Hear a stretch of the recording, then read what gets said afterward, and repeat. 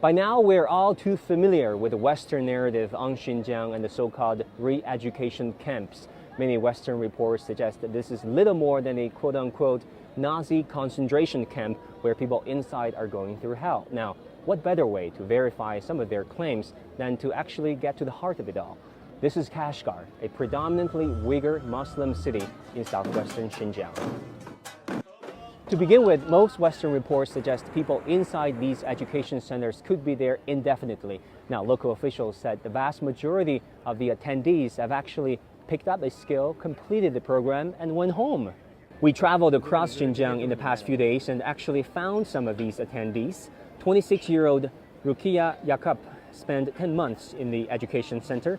While there, she perfected her Mandarin skills and studied sales. Now she is a real estate sales agent, earning over 8,000 yuan or over $1,100 a month, way above the local average. 我觉得我现在变得更快乐了。我学国语，我就又可以接汉族客户，又可以接维族客户，然后就收入这块特别可观。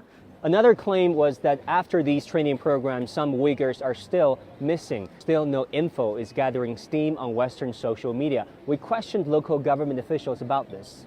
And the answer we got was among the 100+ missing Uyghurs, half of them cannot be verified due to incomplete information such as misspelling of names, and a third are under criminal investigation or convicted criminals. The rest are actually living normal lives, and many of them have never been to the education centers, including 67-year-old Hanimham Tudi. Facebook user published this video claiming to be Hanimham Tudi's daughter and said her mother was put in these education camps. Recently, there has been some videos on the internet going viral saying that you have been missing, saying that you have been in this re-education camps in Xinjiang. Is that true?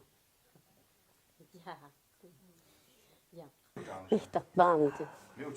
Öğrenim. Aşında da öceksiz dağıttı.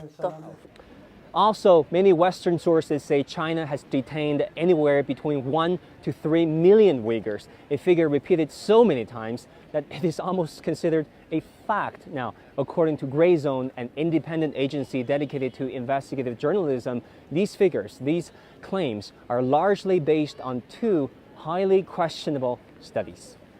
The first is the U.S. government-backed network of Chinese human rights defenders. It formed its estimate by interviewing a grand total of just 8 people.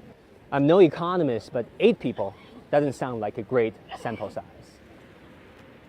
The second study relied largely on media reports and speculation.